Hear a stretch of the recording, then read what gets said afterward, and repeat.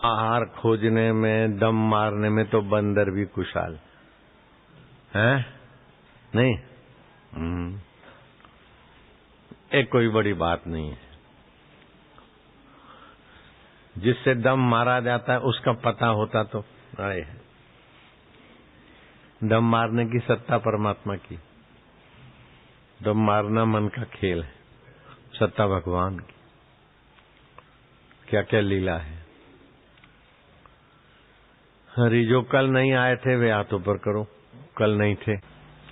जिसको जल्दी ईश्वर का सुख चाहिए, ईश्वर का साथ चाहिए, वो सच्चाई सरलता से रहे। अन्य विलाप करने की क्या जरूरत है? दो ही तो बात है, दो टुक बात है। सच्चाई सरलता, ये ईश्वर का रास्ता है। झूठ कपट छलबाजी। गांठिया सुन रहा है? ऐसे ऐसे खेल करता था गांठिया। ब्राह्मणम पदम एतावान ज्ञान विषय प्रलापम किम करिष्यति। कुटिलता जितनी है, छल कपट झूठ ये सब कुटिलता है। कुटिलता जितनी है वह मृत्यु का निवास स्थान है, और सरलता ऋजुता ब्रह्म का निवास है। बहुत बकवाद में क्या रखा है? कितना साफ बोल दिया महाभारत में। सर्वम जीवम मृत्यु पदम, सब झूठ कपट कुटिलता मृत्यु का आलिंगन कराएगी जल्दी। अकाल मरेंगे, एक्सीडेंट में जाएंगे। सर्वम जीवम मृत्यु पदम आर्जवम ब्रह्मणम पदम। आर्जव मन सरल, सच्चाई। सच्चाई ब्रह्म परमात्मा का पद है। झूठ धोखेबाजी कुटिलता मौत का, विफलता का। अब रोटी में भी महंगा पड़ रहा है, निकाल देना पड़े। आर्जवम ब्रह्मण पदम एतावान ज्ञान विषया प्रलाप किम करिष्यति। कुटिलता मना झूठ कपट धोखाधड़ी, ये सब कुटिलता है। कुटिलता जितनी है वह मृत्यु का निवास स्थान है, और सच्चाई सरलता ऋतुजा ब्रह्म का निवास स्थान है। बहुत बकवाद में क्या रखा है? सारे ज्ञान का सार इतना ही है महाभारत में क्या आया। और मनु महाराज जी बोलते हैं, जिसकी वाणी और मन दोनों शुद्ध है, कुटिलता रहित है, जो चारों ओर से रचित संयमित है, वह वेदांत प्रतिपादित फल को प्राप्त हो जाता है। जो वाणी मन क्रोध हिंसा, वाणी से मन से क्रोध से हिंसा से, मन वाणी को क्रोध से हिंसा से और जीवा के स्वाद लोलुपता से दूर रहता है, रखता है, उसको निंदक लोग क्या कर सकते? निंदा उसका क्या बिगाड़ लेगी? उसको व्यथा नहीं पहुंचाएंगे निंदक लोग, वो व्यथित नहीं होगा। ये महाभारत में लिखा है। आपके आत्मा का महत्व इतना है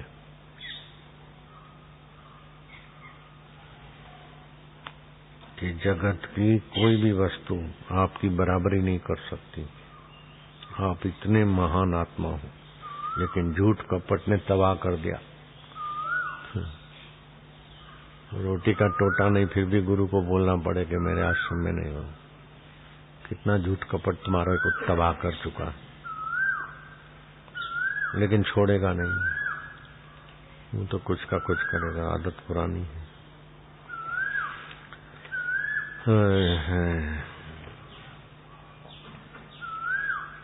राग द्वेष वियुक्तेषु विषयान इंद्रियांचरण आत्मवश्य धी आत्मा प्रसादम अभिगच्छति। अपने अधीन किए हुए अंतःकरण को राग से बचाओ, द्वेष से बचाओ, निंदा से, ईर्ष्या से, कपट से बचा के जो संयमी और आत्मा परमात्मा की तरफ है, वो परमात्मा प्रसाद को, परमात्मा सामर्थ्य को पा लेता है। जो झूठ कपट करता है वो अपनी ही कब्र खोदता है। झूठे कपटी आदमी पर विश्वास नहीं रहता लोगों का, और उसकी बुद्धि भी मारी जाती। देखो मुशर्रफ कारगिल का झूठ कपट करके किया, फिर और भी कुछ धतिंगे की, वहां आखिर राष्ट्रपति बना, और फिर भागने की नौबत आई, विदेश में भाग गया।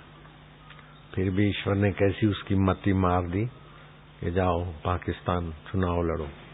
चुनाव लड़ने के बहाने आया और जेल में बैठ गया। झूठे कपटी बेईमान दगाबाज आदमी को तो भगवान ऐसी बुद्धि देते कि जाओ मरो, इसी से तुम्हारी झूठ कपट का दंड तुमको मिलेगा तो शुद्धि होगी।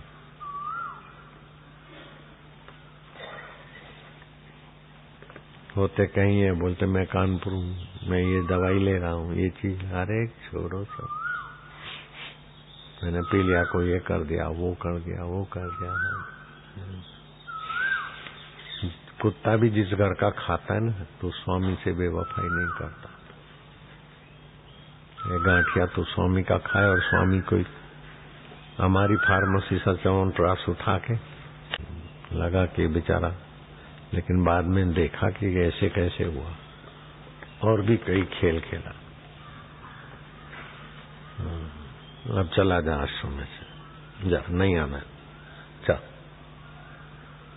तेरे बाप के नौकर नहीं कि यहाँ आंवले का शरबत बैठ के पिलाए तेरे जैसे कपटी को, जा निकल जा।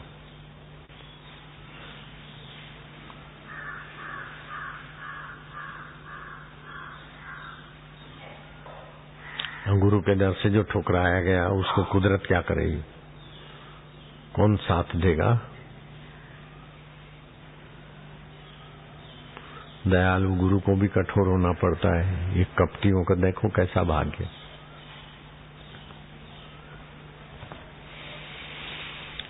नारायण हरि हरि ओम हरि हरि ओम हरि। ऐसे लोगों की सेवा करना, ऐसे लोगों को खिलाना पिलाना भी अपराध है, लेकिन क्या करे, चलो पिला के भगा। बन गया मारा साल तक बुलिया हिजड़ों की कंपनी में भर्ती हो गया, और गुरु को रिझाने के लिए। तो झूठ कपट नहीं था उसमें, सच्चाई आदमी थी।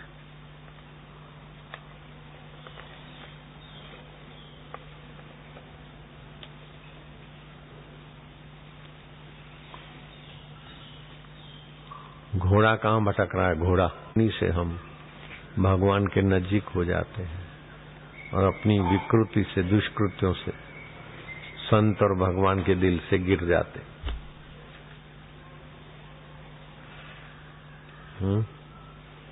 सच्चाई, सरलता भगवान के करीब ले आती, झूठ कपट बेईमानी ईश्वर से, भगवान से दूर कर देती। जितना संसार में प्रीति और बिना मेहनत के माल खाना है, उतना ही आदमी जल्दी पतित होता है। जितना ईमानदारी का पसीने का खाना है और भगवान में प्रीति, उतना ही आदमी उन्नत हो जाता है। ईश्वर प्रेरक है, ऐसा कोई कर्म नहीं जो ईश्वर से छुपा के हम कर सके। मेरे गुरुजी ने ऐसी बात बताई, वो अपने किताब में छपा है, गुरुजी का उपदेश। एक ब्राह्मण ब्राह्मणी थे, अपना कर्म कांड जो भी कुछ मिलता नपा तुला, उसी से घर व्यवहार चलाते। ब्राह्मणी बहुत सुंदर थी, साधु संत आते तो जितनी बाहर सुंदर थी, उतनी भीतर से चरित्र की भी सुंदर थी, पति भी ऐसा। साधु संत आए तो भगवान आए, भोजन कराते, उनकी सेवा में रहते। 2 साधु आए, 2 ने दूसरों को कहा, फिर 4 आए, 8 आए, 10 आए। तो साधु सेवा में आय से खर्च 8 गुना। तो आर्थिक स्थिति बहुत नाजुक हो गई, कोई उधार भी नहीं दे। 2-5 साधु आ गए, ब्राह्मणी गई दुकानदार के पास, भैया मैं तेरे को हाथ जोड़ती हूँ, 1 किलो शेर भर, वो किलो नहीं था, चीनी दे दे, जितना आटा दे दे, तुमको दे देंगे पैसे, हाथ जोड़ के दे देंगे। उसने डांट चढ़ाई, कुछ का कुछ बोला, लेकिन ब्राह्मणी जावे नहीं। तुम तो कुछ भी करो।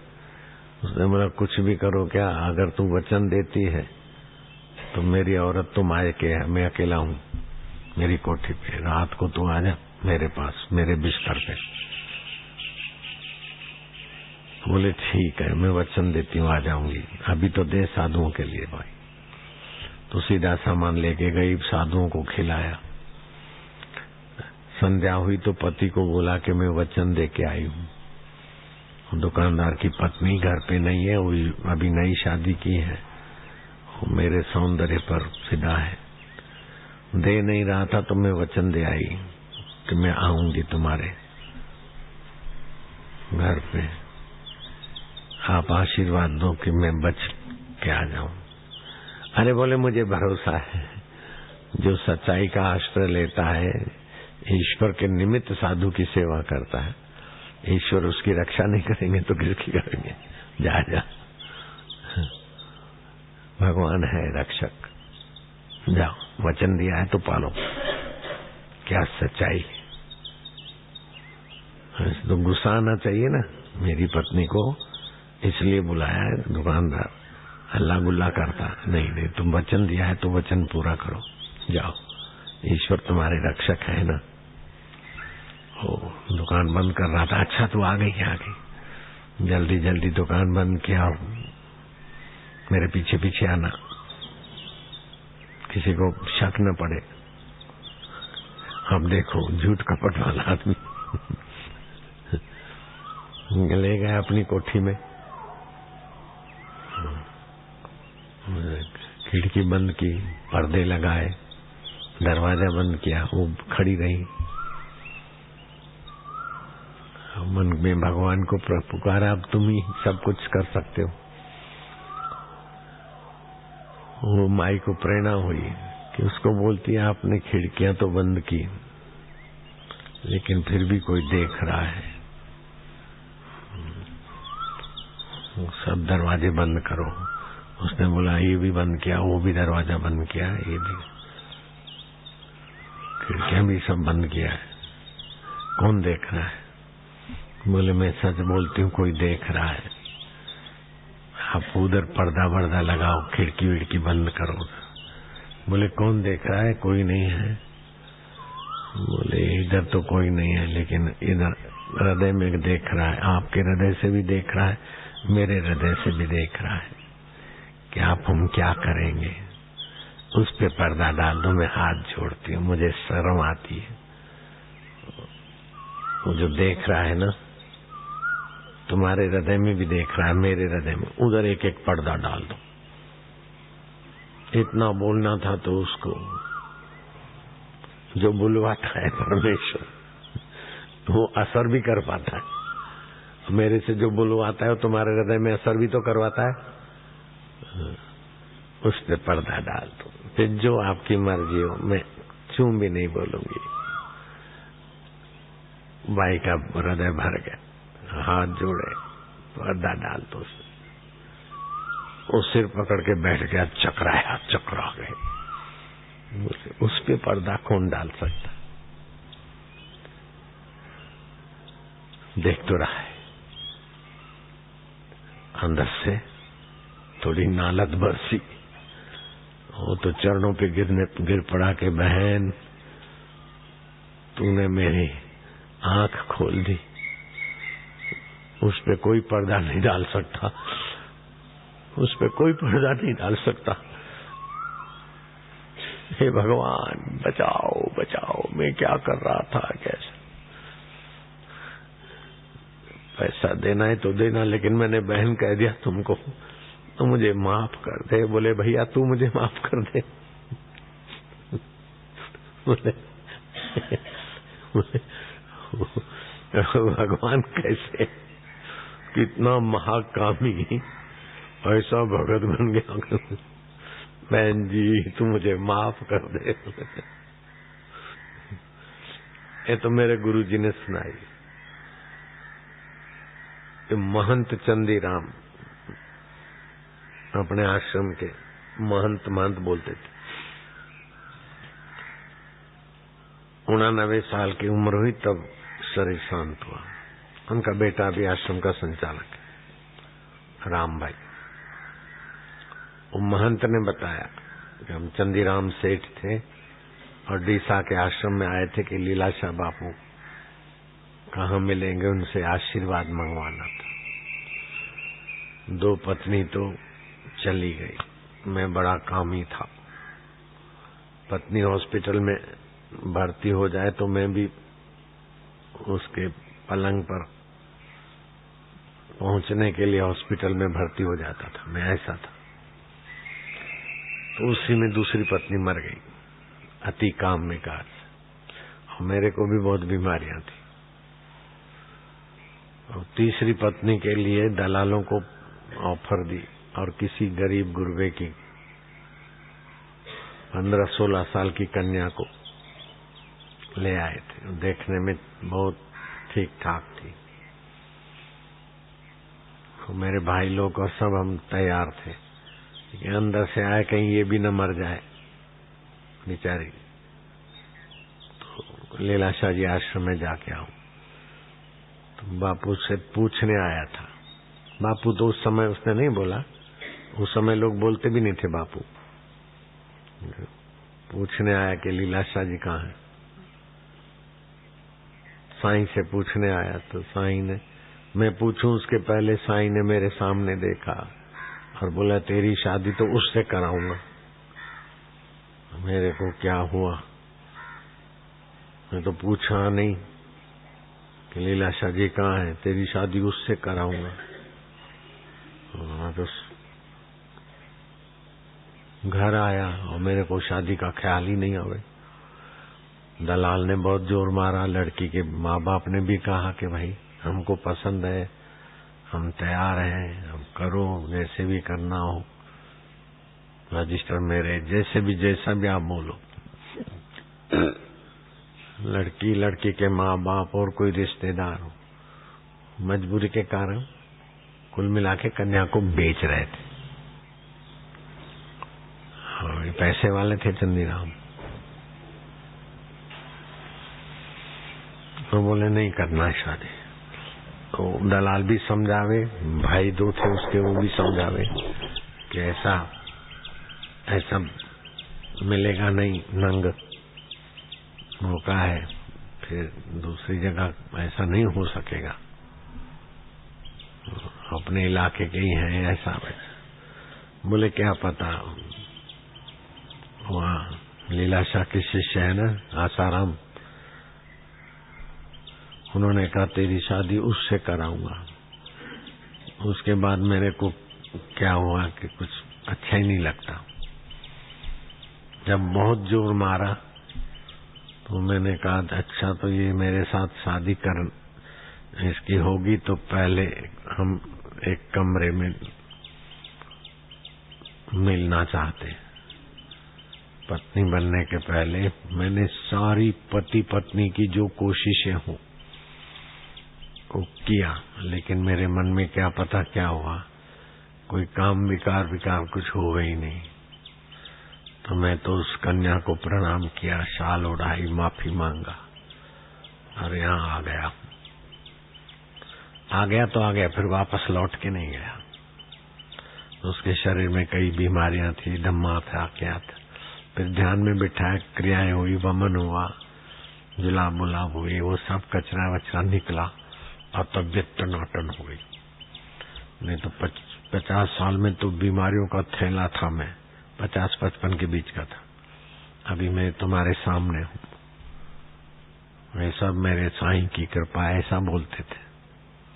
महंत चंदीराम को जिसने देखा हो हाथ ऊपर करो। अभी पीछे बहुत लोग गवाह है। फिर जुआनी में ज्यादा ये शरीर की ऊर्जा है निकल गई, तो 88 साल के थे उस समय, घूमने गए। और कंजूस भी ऐसा कि मेरे यहाँ रहे न, फिर 100 रुपए की नोट घुमा के यूं फेंके जैसे किसी कंगले को देते।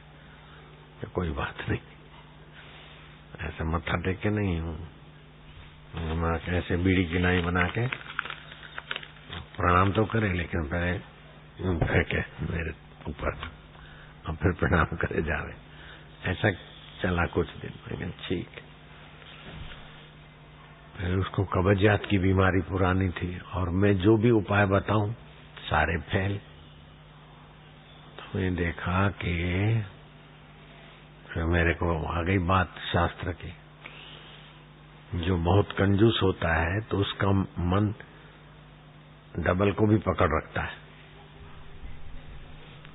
कंजूस आदमी को कब्जियत की बीमारी होना ये मानसिक रोग है, उसका मन का प्रभाव तन पे पड़ता है। तो मैंने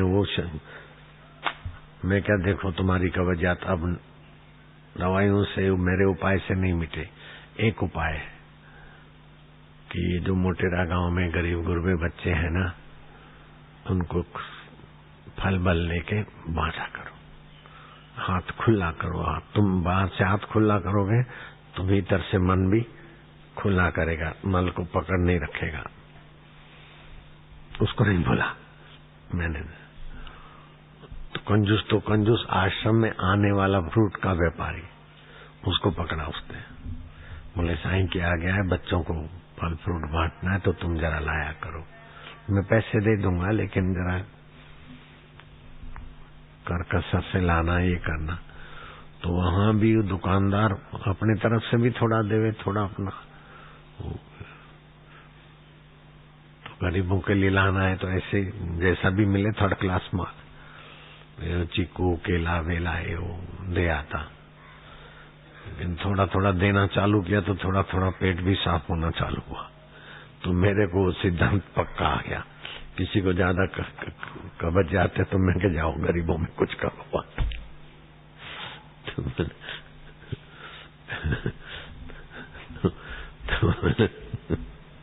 देखो सहज में कैसे कब्जियत अगर औषधि से नहीं जाती या उपायों से, तो जा दान पुण्य करो,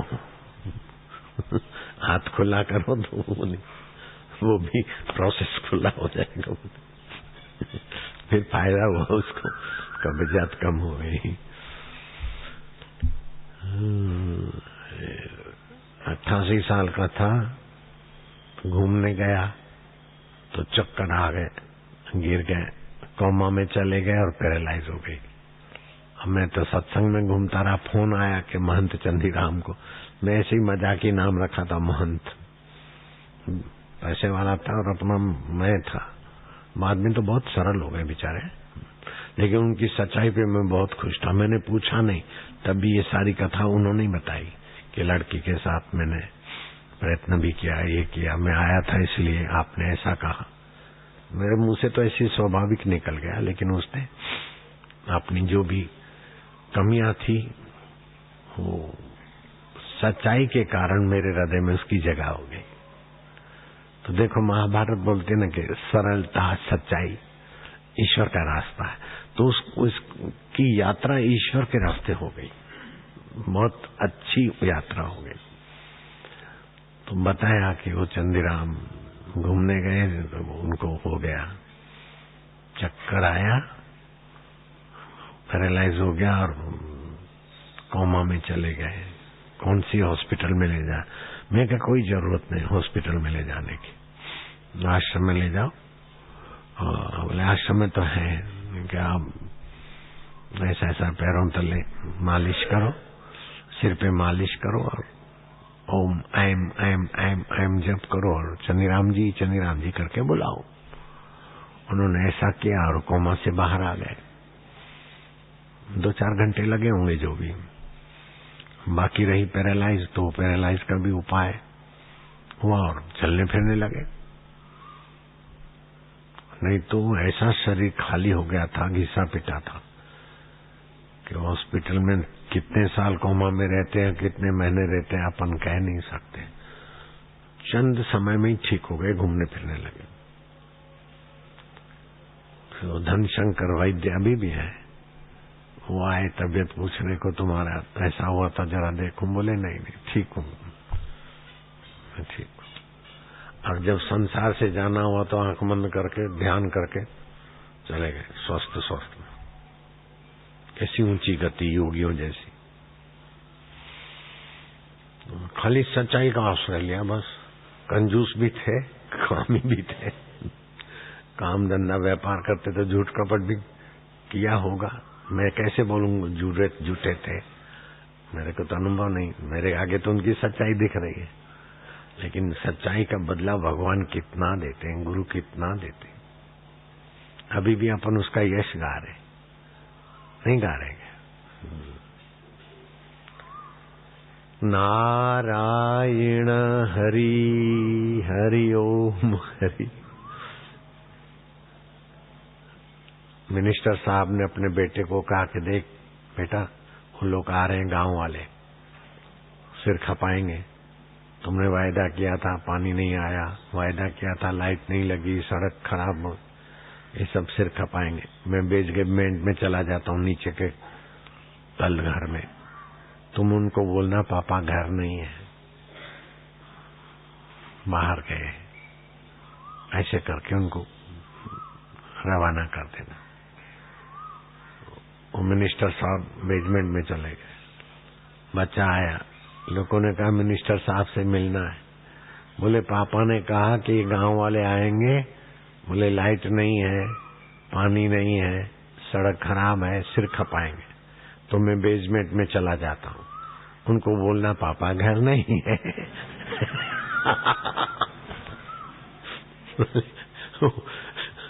गांव वालों को तो गुस्सा आना चाहिए, लेकिन बच्चे की निर्दोषता पे वो तो हंसे, मैं भी हंसा और तुम भी हंस रहे हो।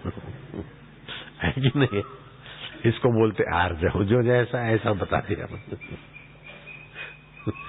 पापा की बात भी रख दी, अपना सच्चाई भी जो की त्यों रख दी। तो आर्जव कितना प्रभावशाली होता। वो सुंदरी ने भी सच्चाई से रख दिया। ऐसा नहीं मेरे को छो नहीं, पाप लगेगा, ये लगेगा, डराया, धमकाया, चिल्लाया, कुछ भी नहीं। बस मैं हाथ जोड़ती हूँ। कोई देख रहा है, आपके दिल के झरोखे से भी देख रहा है और मेरे दिल के झरोखे से देख रहा है।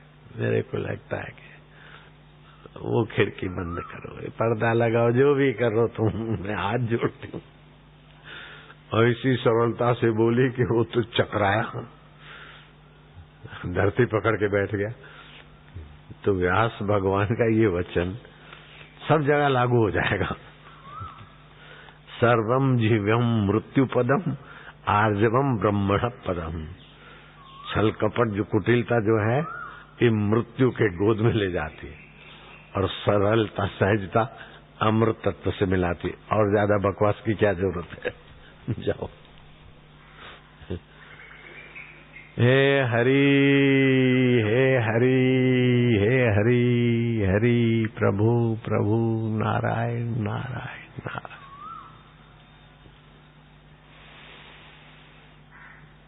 सरलता, सच्चाई। आजकल तो बस MBA करके आया तो कुटिलता ही तो सिखाते हैं, क्या करते हैं। जितने बड़े बड़े पद हैं, सेल्समैन, ये सब कुटिलता ही सिखा रहे मृत्यु के मुख में। और MBA वाले अशांत भी उतने ही है, दुखी भी उतने ही।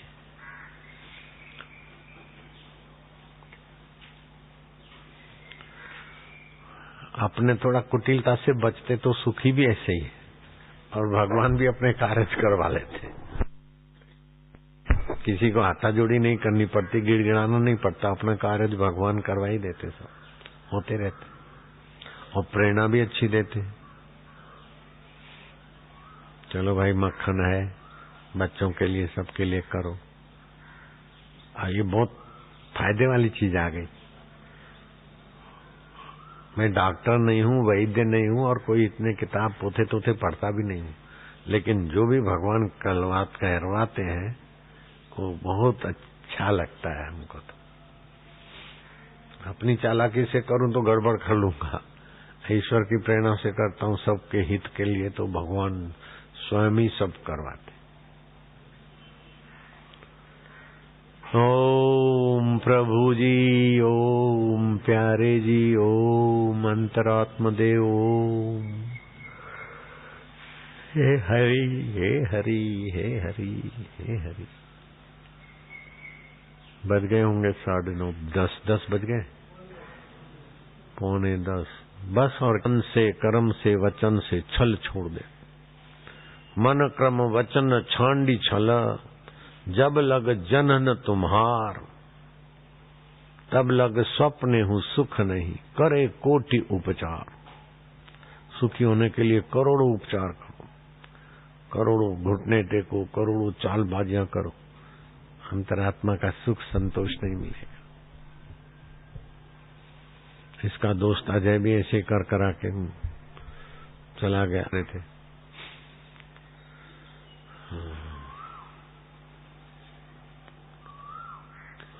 बुलाया, बेरोजगारी में बहुत लोग आए।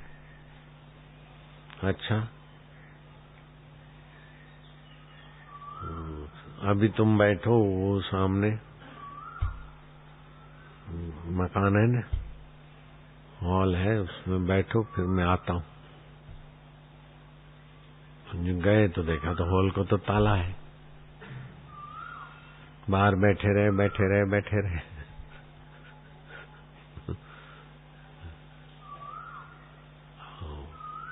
मैनेजर की पोस्ट थी, असिस्टेंट मैनेजर की।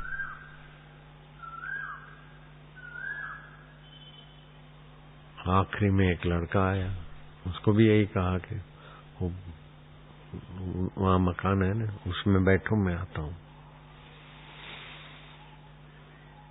उसने सबसे पूछा तुम क्यों बैठे? बोले सेठ ने तो कह दिया वो मकान है बैठो, लेकिन ताला लगा है। अरे बोले इतने बड़े सेठ हैं तो मकान में बैठो, मैं आता हूँ तो ताला लगा है, कैसे ताला लगा है? सचमुच में ताला लगा है कि? उसने जरा यूं खींचा तो ताला लगा ही नहीं था।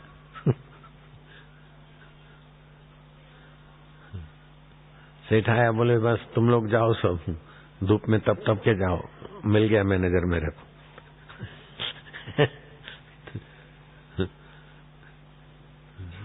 ताला लगा है, ऐसा करके दूर सुकड़ के बैठ गए, जरा देखते क्या ताला लगा है तो क्या उपाय है, सचमुच में लगा है कि नहीं लगा है, कि चाबी कहाँ से लाए, इतनी भी अक्ल नहीं तो क्या मेरी फैक्ट्री संभालोगे? चलो भागो। खोखले खाली, टीवी देखकर बॉयफ्रेंड गर्लफ्रेंड करके खाली हो गया दिमाग। इसका दिमाग खाली नहीं है, कोशिश किया ना इसने, देखो कैसे ताला खोल दिया, बैठ गया अंदर, तुमको भी छाया में बिठाया, अब तुम जाओ, ये मैनेजर है मेरा। सब देखते रह गए कैसा कैसा होता है ट्रेनिंग, परीक्षा कैसी हो जाती है चटाक।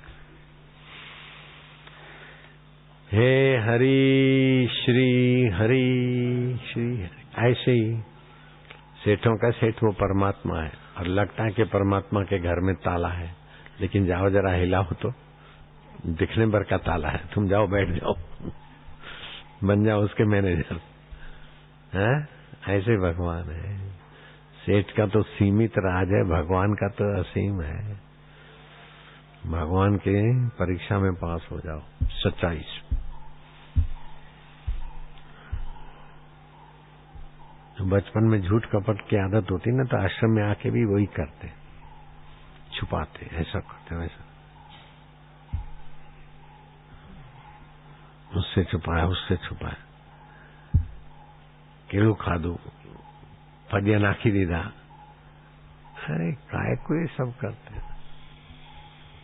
सकेड़ा 12 રૂપિયા નાખી દીધા, પછી કે 200 રૂપિયા નાખી દીધા, બધું ખાધું તો એના।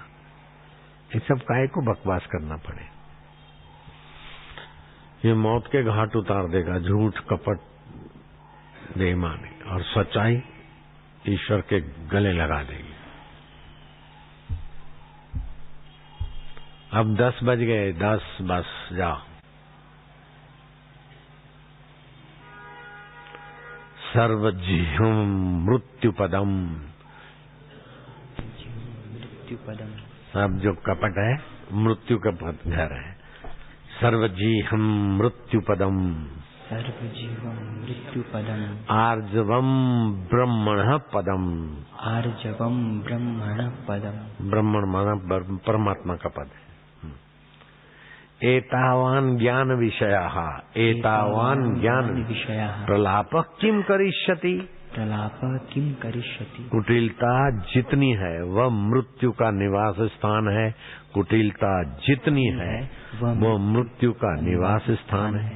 और सरलता ऋतुता ब्रह्म का निवास स्थान है। सरलता ऋतुता ब्रह्म का अर्थात सरलता और सच्चाई ब्रह्म का निवास है। बस इतना ही उपदेश है। ज्यादा करने से क्या, ज्यादा विलाप करने से क्या लेना देना।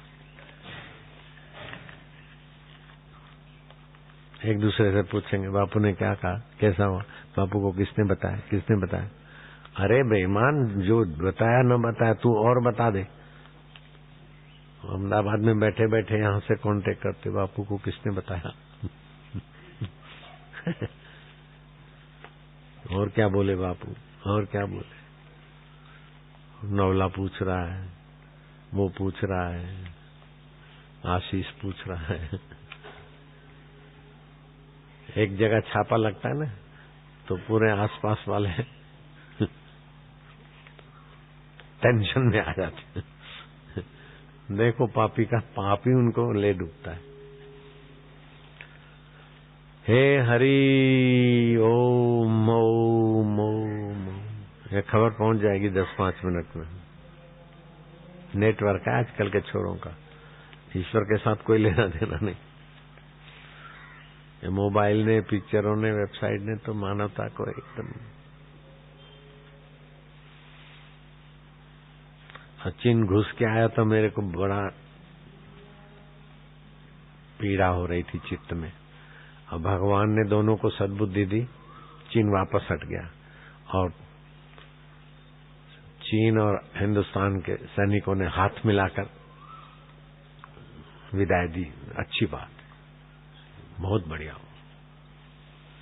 मेरे को प्रसन्नता हुई। द्वेष काय को करना। चीन को भी धन्यवाद, हिंदुस्तान को भी धन्यवाद, हाथ मिलाने वालों को भी शाबाश। काय को लड़े, काय को झगड़े। चीनी हिंदी भाई भाई चलने दो। नहीं तो अड़ जाते तो बम उनके पास भी है, अपने पास भी है। कई बेचारे निर्दोष लोग मौत के घाट उतरते। सूझबूझ से काम लिया दोनों देशों ने।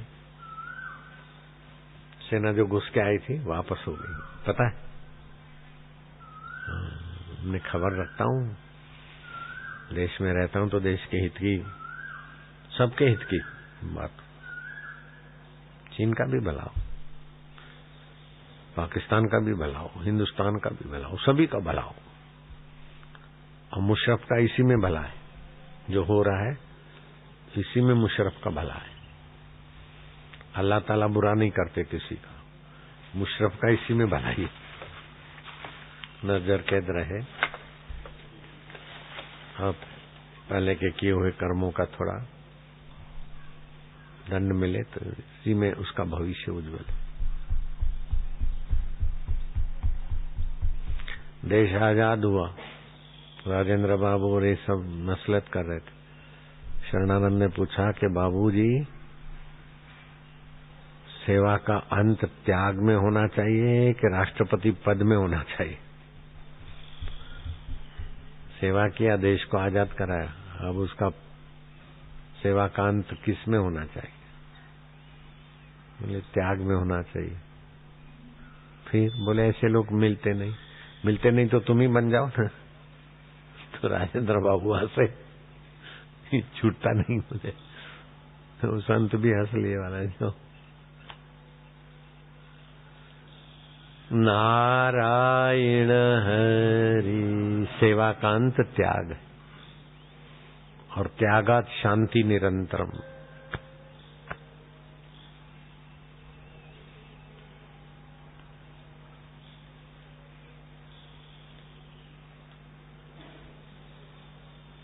चाणक्य ने कह दिया कि मेरा लोटा और ले आओ, कंबल। हो गई सेवा, अब मैं एकांत में जाऊंगा। 1 माइल तक तुम्हारा कोई आदमी नहीं आया, तुम आ सकते हो, बहुत जरूरी हो तो दर्शन के लिए। अकेले में मस्ती में। हमारे दिन भगवान कब लाओगे नारायण, हम तो थक गए।